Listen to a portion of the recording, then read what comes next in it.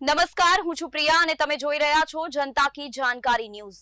નજર કરીએ આજના સમાચારો। કોંગ્રેસના વડગામના ધારાસભ્ય જિગ્નેશ મેવાણીએ થરાદ પોલીસ મથકે પોલીસના પટ્ટા ઉતારવાની વાતને લઈને રાજકારણ ગરમાયું છે।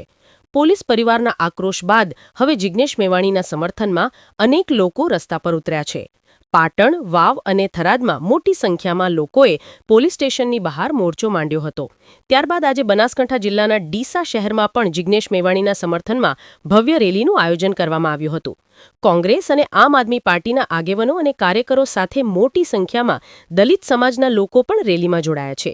ડીસા નાયબ કલેક્ટર કચેરીમાં બેસીને દારૂ, જુગાર અને હપ્તા બંધ કરાવવા સૂત્રોચ્ચાર કરાયા હતા। ડીસા શહેરના અનેક તાલુકાના લોકો ઉમટ્યા હતા અને ધારાસભ્ય જિગ્નેશ મેવાણીના સમર્થનમાં મોટી સંખ્યામાં લોકો ઉમટ્યા હતા। જિગ્નેશ મેવાણીના સમર્થનમાં રેલીનું આયોજન કરવામાં આવ્યું હતું। આ રેલીમાં જિલ્લાના કોંગ્રેસ આગેવાનો, આમ આદમી પાર્ટીના આગેવાનો અને કાર્યકરો સાથે મોટી સંખ્યામાં દલિત સમાજના લોકો પણ હાજર રહ્યા। જિગ્નેશ મેવાણીના સમર્થનમાં રેલી ડીસા બગીચા સર્કલથી કલેક્ટર કચેરી સુધી રેલી નીકળી હતી, જેમાં ડ્રગ્સ અને દારૂબંધીના મામલે આવેદનપત્ર આપ્યું। રિપોર્ટ ભરત ઠક્કર, ડીસા, બનાસકાંઠા।